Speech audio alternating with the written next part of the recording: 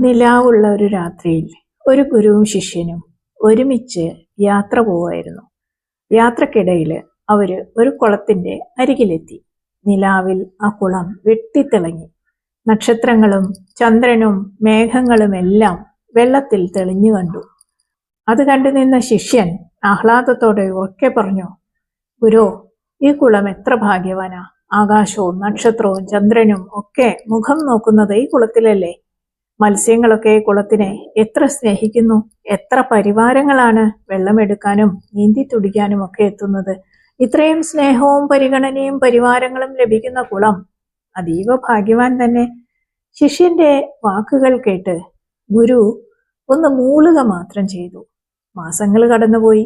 ഒരു വേനൽക്കാലത്ത് ഇതുപോലെ തന്നെ നിലാവുള്ള ഒരു രാത്രിയില് ഗുരുവും ശിഷ്യനും ഇതേ കുളത്തിന്റെ കരയിലൂടെ സഞ്ചരിക്കുകയായിരുന്നു. വേനൽക്കാലം ആയതുകൊണ്ട് തന്നെ വെള്ളമൊക്കെ വറ്റിപ്പോയിട്ടുണ്ടായിരുന്നു. കുളത്തിനു ചുറ്റും അവിടെ കുറ്റിക്കാടുകളൊക്കെ വളർന്നു വന്നിട്ടുണ്ടായിരുന്നു. ശിഷ്യൻ ആ കുളത്തെ ശ്രദ്ധിച്ചതേയില്ല. ഗുരു ആ ഭാഗത്തേക്ക് കൈ ചൂണ്ടി ചോദിച്ചു, അതെന്താ? അത് എന്താ, കാട് പിടിച്ച വലിയൊരു കുഴി. അങ്ങനെയായിരുന്നു ശിഷ്യന്റെ മറുപടി. അത് കേട്ട് ഗുരു പുഞ്ചിരിച്ചോണ്ട് പറഞ്ഞു, മുമ്പ് നീ ഏറെ സ്നേഹിച്ച ചന്ദ്രനും നക്ഷത്രങ്ങളും മുഖം നോക്കിയ കുളമാണ് അത്. അത് കേട്ടപ്പോ ശിഷ്യന് വിശ്വസിക്കാൻ പറ്റിയില്ല. അവൻ ഗുരുവിന്റെ മുഖത്തേക്ക് തന്നെ നോക്കി നിന്നു. അപ്പോ ഗുരു പതുക്കെ പറഞ്ഞു, നീര് പറ്റിയാൽ പിന്നെ എന്ത് കുളം, ജീവനറ്റാൽ എന്ത് ശരീരം. ശിഷ്യന് ബോധോദയുണ്ടായി. ഇതുപോലെയാണ് മനുഷ്യന്റെ അവസ്ഥയും.